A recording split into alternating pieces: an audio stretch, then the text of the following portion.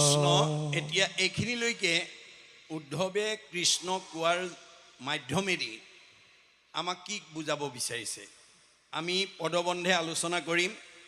ইয়াত কৈছে, উদ্ধৱে কৈছে, তোমাৰো চৰণ নেদেখি ক্ষণেকো থাকিবে নোৱাৰো হৰি, যে তোমাৰ চৰণ বিনে মই এক খন্তেকো জীয়াই থাকিব নোৱাৰিম। তুমি এৰিলাতো চাৰি প্ৰাণ প্ৰভু, অৱশ্যেকে যাইবো মৰি। তুমি যদি মোক অকলে এৰি থৈ যোৱা, ময়ো প্ৰাণ এৰি মৃত্যু সাৱটি ল'ব লাগিব। তুমি তপ পুণ্য, তুমি বিনে শূন্য, দেখো ইটো ত্ৰিজগত। কাৰ্পুণ্যক কৰোঁ চৰণত ধৰোঁ, লৈয়োক মোক লগত। যে তুমিয়েই মোৰ তপ পুণ্য, তোমাৰ বিনে গোটেই জগত মোৰ কাৰণে শূন্য, আৰু এই গোটেই ত্ৰিজগত তোমাৰ অবিহনে অন্ধকাৰময়। গতিকে মই প্ৰাৰ্থনা কৰিছোঁ, কাকুতি কৰিছোঁ, চৰণত ধৰিছোঁ, যাতে তুমি মোকো লগতে লৈ যোৱা। তোমাৰো চৰণ পংকজ পুজিবে, কতো পুণ্যে পাইলোঁ লাগ। এই কথাটো আজি আমি প্ৰত্যেকে অনুভৱ কৰিব লাগিব। আজি সেৱকী পৰিয়ালটিয়ে বহুত পুণ্য কৰি আহিছিল কাৰণে আজি এই বাস্তৱত ভগৱন্তৰ এই গুণনাম ইয়াত আজি আমাৰ বহু সংখ্যক ভকতক মাতি আনি শ্ৰৱণ কীৰ্তন কৰাব পাৰিছে। এই কথাটো অনুভৱ কৰিব লাগিব দেই, যে আমাৰ পুণ্য নহ'লে আমি সৎ কাম কৰিব নোৱাৰোঁ আৰু সুখ ভোগ কৰিব নোৱাৰোঁ। যিটো কথা উদ্ধৱে নিজে অনুভৱ কৰিছে, যে মই বহু পুণ্য কৰিছিলোঁ কাৰণেই আজি তোমাৰ চৰণ মই সেৱা কৰিবলৈ পাইছিলোঁ। বাপ জগন্নাথ নকৰা অনাথ, ভকতক তুমি ত্যাগ, যে তুমি মোক এৰি থৈ গুচি নাযাবা। সম্যকে অমৃত তোমাৰো চৰিত্ৰ, শুনে মাত্ৰে যিটো নৰে। তোমাৰ অমৃতময় কথা যি মানুহে শুনিব, পায়া প্ৰেম ভাৱ নেৰৈ তজু পাব, বিষয়কো পৰিহৰে। তোমাৰ কথা যি আগ্ৰহেৰে শুনিব, সেই বিষয় ত্যাগ কৰিব। বিষয় হৈছে কি, যিবোৰ আমি লগত নিব নোৱাৰা ভাৱ, মানে চিন্তা। আমি আজি কি কৰিছোঁ, যিবোৰ লগত নিব নোৱাৰা ধন টকা পইচা, গাড়ী মটৰ, পকা ঘৰ দুৱাৰ, এইবিলাকৰ চিন্তাতে আমি ব্ৰতী হৈ আছোঁ। গতিকে মিছাৰ পিছত দৌৰি আছোঁ। মাধৱদেৱে কৈছে, হৰিষি কেৱলে সঁচা মাত্ৰ, ৰাম ৰাম ৰাম ৰাম ৰাম, তান্ত বিনে মিছা, যত দেখি শুনি মানে। আমি এই পৰিদৃশ্যমান জগতত চকুৰে যিমানবিলাক দেখিছোঁ, কাণেৰে যিমানবিলাক শুনিছোঁ, চব মিছা। আজি আছে কালিলৈ নাই। গতিকে আমি কি কৰিছোঁ, যিটো মিছা তাকো আশা কৰি, ৰাম ৰাম ৰাম ৰাম ৰাম, দুৰাচাৰ মন মৰস কেন অজ্ঞানে।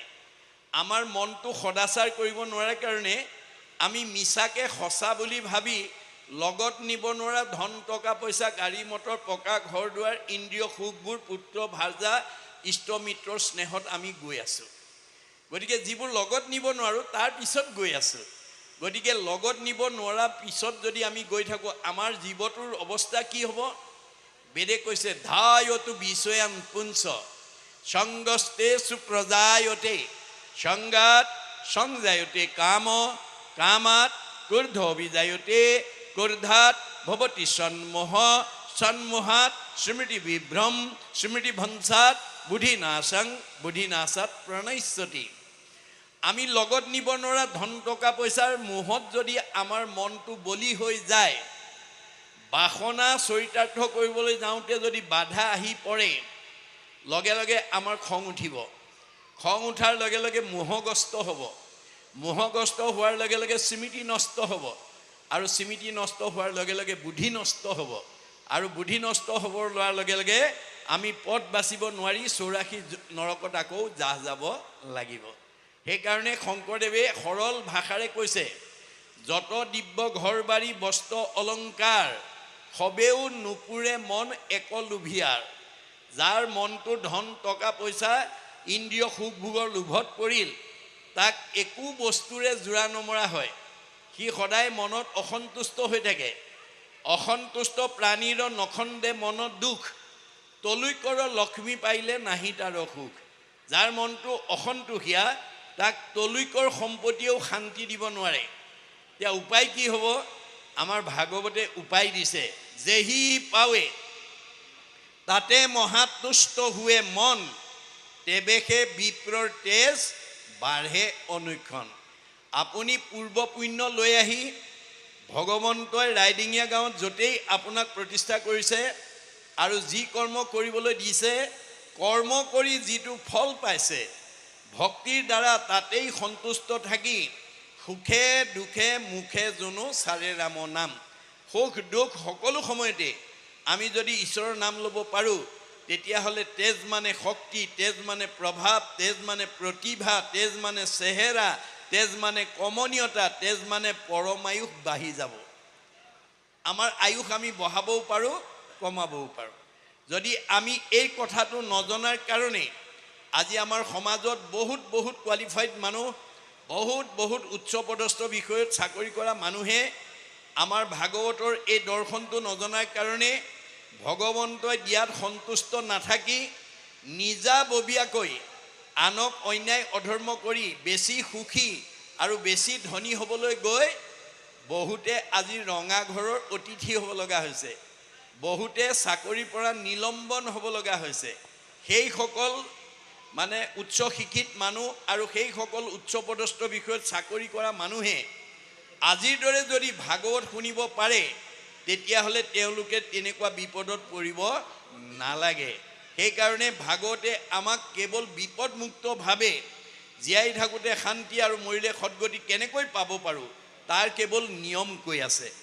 তাৰপিছত কৈছে, শয়নে ভোজনে স্নান গুপ্যস্থানে সদা সেৱা কৰোঁ আমি, তোমাকো নেদেখি ৰাখি প্ৰাণ প্ৰভু কি মতে বৰ্তিবো স্বামী।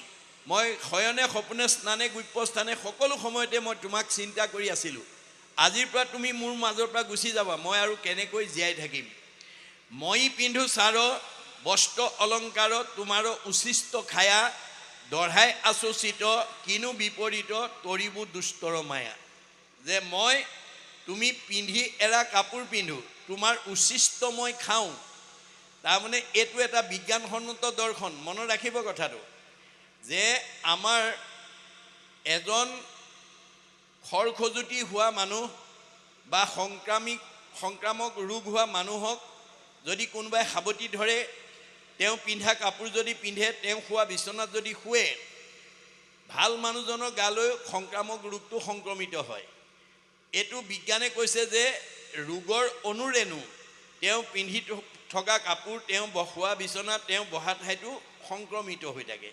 সেইকাৰণে আন ভাল মানুহে যদি তেওঁৰ শোৱা বিচনাত শুৱে, তেওঁ পিন্ধা কাপোৰ পিন্ধে, তেওঁ বহা ঠাইত বহে, তেওঁক যদি সাৱটি ধৰে, আনৰ গালৈও সংক্ৰামক ৰোগটো সংক্ৰমিত হয়। এইটো যেনেকৈ বিজ্ঞানসন্মত সত্য, তেনেকৈ সন্ত মহন্ত ভক্ত বৈষ্ণৱ বহা ঠাই শোৱা বিচনা পিন্ধা কাপোৰতো সদ্গুণৰ অনুৰেণু লাগি থাকে।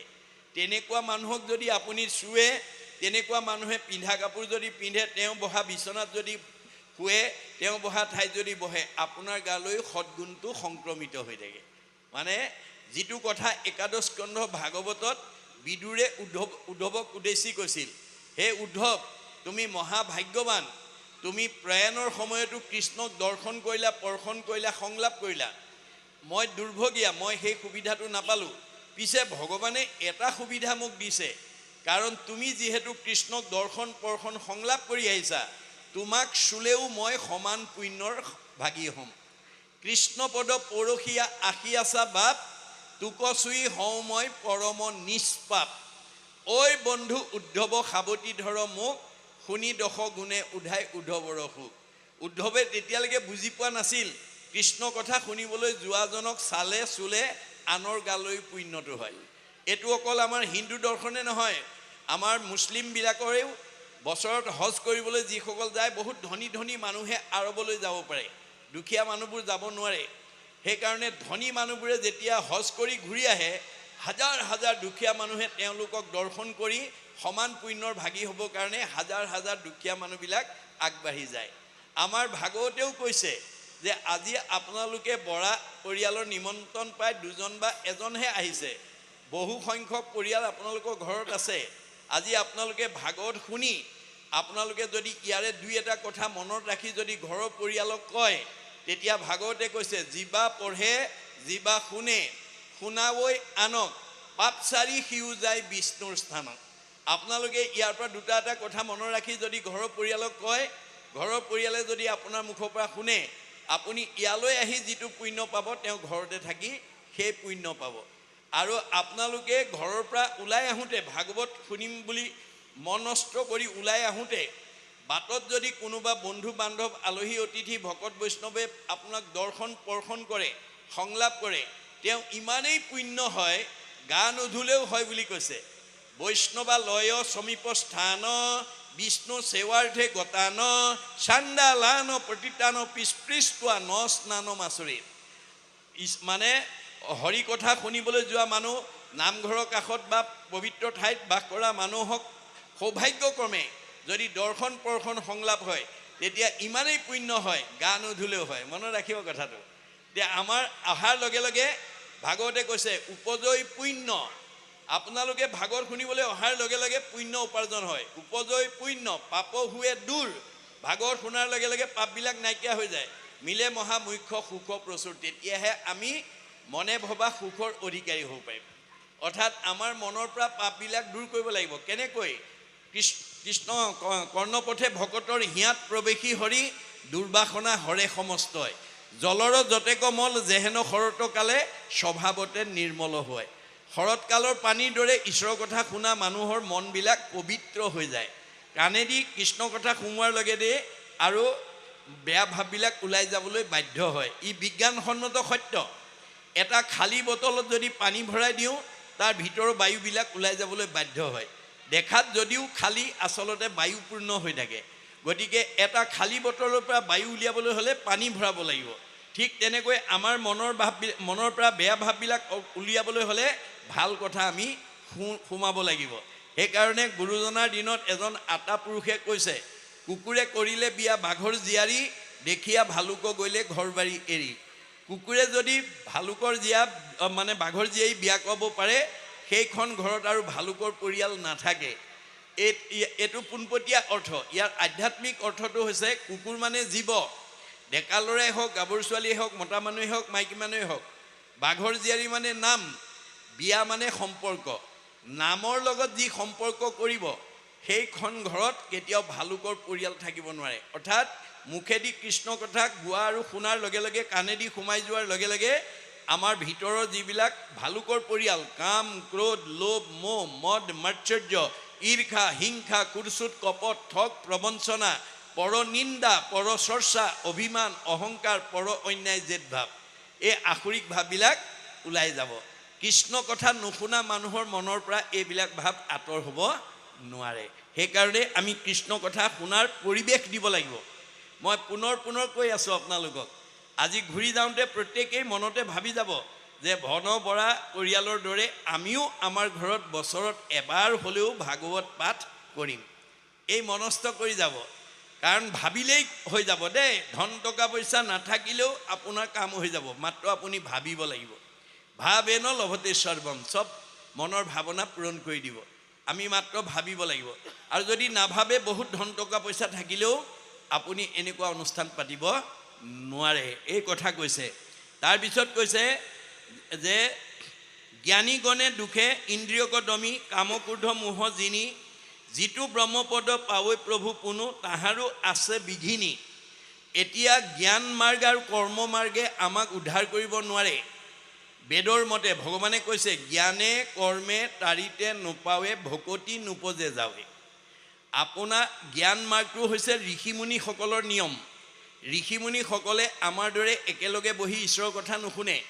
তেওঁলোকে এটা সময়ত ঘৰৰ সকলো ল'ৰা তিৰোতা এৰি, মানে ঘৰ দুৱাৰ এৰি, নিৰ্গুণ নিৰাকাৰ ব্ৰহ্মক বদৰিকাশ্ৰম কোনো গছৰ তলত বা নিৰ্বিলি স্থানত বহি যুগ যুগ তপস্যা কৰি সিদ্ধি সাধন কৰি মুক্তি লাভ কৰে।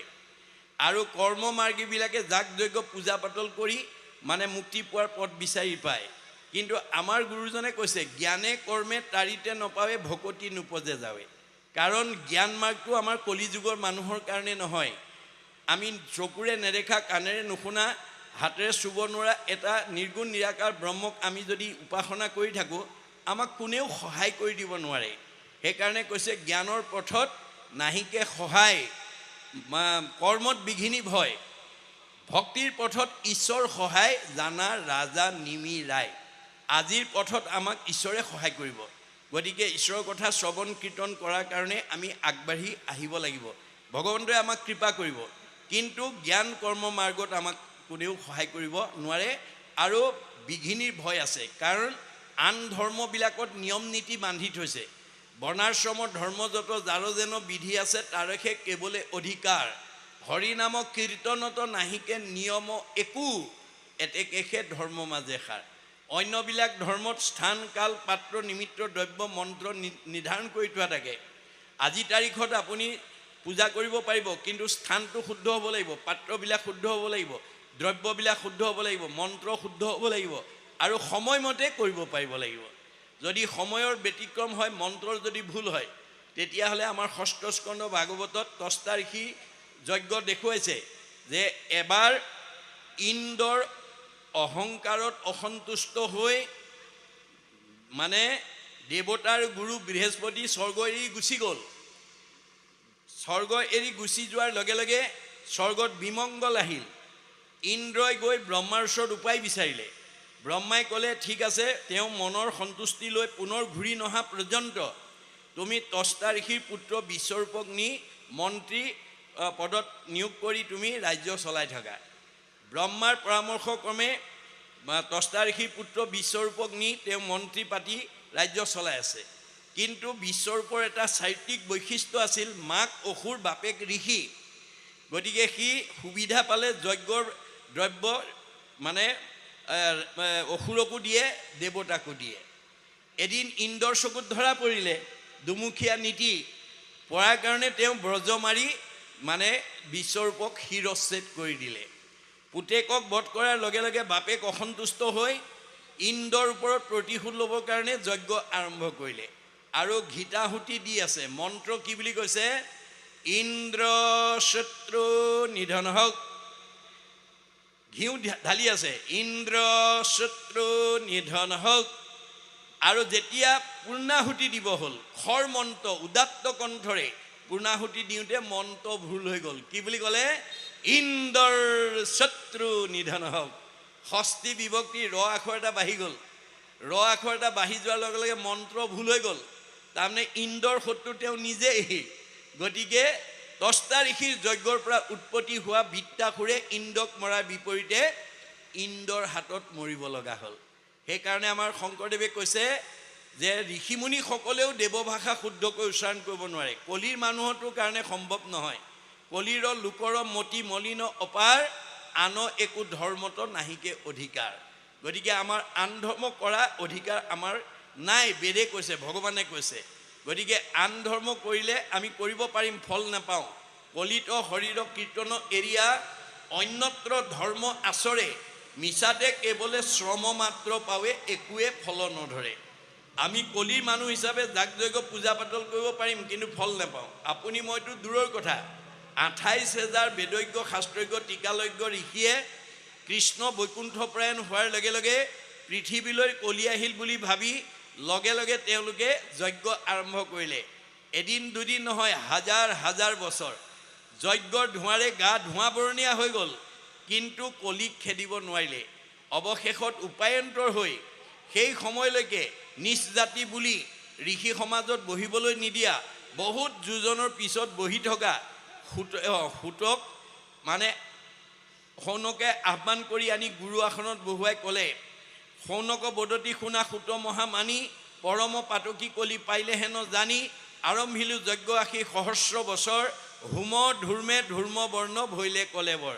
হে সুত, কৃষ্ণ বৈকুণ্ঠপ্ৰায়ণ হোৱাৰ লগে লগে পৃথিৱীলৈ কলি আহিল বুলি জানি আমি কলি পাপৰ পৰা নিজক উদ্ধাৰ কৰিবৰ কাৰণে হাজাৰ হাজাৰ বছৰ যজ্ঞ কৰি যজ্ঞৰ ধোঁৱাৰে গা ধোঁৱা বৰণীয়া হৈ গ'ল, কিন্তু ফল নাপালোঁ। যিটো কৰ্ম কৰোৱাত নাহিকে বিশ্বাস, আপোনাৰ আয়ুক কৰিলোঁ ব্যৰ্থে নাশ। আমাৰ আয়ুষে নষ্ট হ'ল, ফল একো নাপালোঁ। সম্প্ৰতি তুমি সি চিন্তি উক মহাহিত, কৰাই উক পান কৃষ্ণ চৰিত্ৰ অমৃত। এতিয়া কলি যুগত কৃষ্ণৰ বিনে আন ধৰ্মই ক্ৰিয়া নকৰে। 28,000 বিফল হৈছে বেদজ্ঞ শাস্ত্ৰ, আমি সফল হ'ম নেকি? আৰু আনহাতে আন ধৰ্মবিলাক কৃষ্ণ বৈকুণ্ঠপ্ৰায়ণ হোৱাৰ লগে লগে মানে কৃষ্ণৰ লগত গুচি গ'ল বুলি কৈছে। আন ধৰ্ম কৃষ্ণৰ লগতে গুচি গৈলা, এক স্থান হুয়া হৰি নাম মাত্ৰ ৰৈলা। কলিৰ মানুহ তৰিবৰ কাৰণে ভগৱানে একমাত্ৰ নামহে থৈ গৈছে। সেইকাৰণে কৈছে নামে তপ নামে জপ নামে যোগ ধ্যান, নামে দান নামে পুণ্য কোটি তীৰ্থ স্নান, নামে ধন জন বন্ধু নামে পিতা মাতা, নামে নিজ সুহৃদ নামে সে গতি দাতা, ইহ পৰ লোকে নাম বিনে গতি নাই। চাৰিও বেদৰ ইহে মুখ্য অভিপ্ৰায়। চাৰিখন বেদে কলিযুগৰ মানুহ নামতহে তৰিব বুলি কৈ থৈ গৈছে। আৰু সৃষ্টিকৰ্তা ব্ৰহ্মাই চাৰিখন বেদ আনি তিনিবাৰ প্ৰমাণ কৰি এই সত্যটো আমাৰ কলিযুগৰ মানুহৰ কাৰণে থৈ গৈছে। চাৰিও বেদক ব্ৰহ্মাই আনি বিচাৰিলা তিনি বাৰ প্ৰমাণী, এহি মানে মাত্ৰ কৰিলা সাৰ, হৰি কীৰ্তনেহে তৰে সংসাৰ। কলিযুগৰ মানুহে ঈশ্বৰৰ নাম নল'লে আৰু গত্যন্তৰ নাই। কলি মানুহ তৰিবৰ কাৰণে কেৱল নাম থৈ গৈছে। আগৰ যুগত তপ জপ যজ্ঞ কৰি যিটো ফল পাইছিলে, কলিযুগৰ মানুহে কেৱল নাম ল'লে সেই ফলৰ অধিকাৰী হয় বুলি বেদে কৈছে। যৎ ফলং সৰ্বতীৰ্থেষু সৰ্বযজ্ঞেষু কীৰ্তিতম তৎ ফলম কৌটি গুণম পুণ্যম ৰাম নাম এব লভ্যতে। গতিকে আনকেইটা যুগত তপ জপ যজ্ঞ কৰি যিটো ফল পাইছিল, কলিযুগত নাম ল'লে আমি সেই ফলৰ অধিকাৰী হ'ম। ধ্যানে যজ্ঞে পূজাৰ কহিছে যেন ফল, হৰিৰ কীৰ্তনে তাক সাধয় সকল।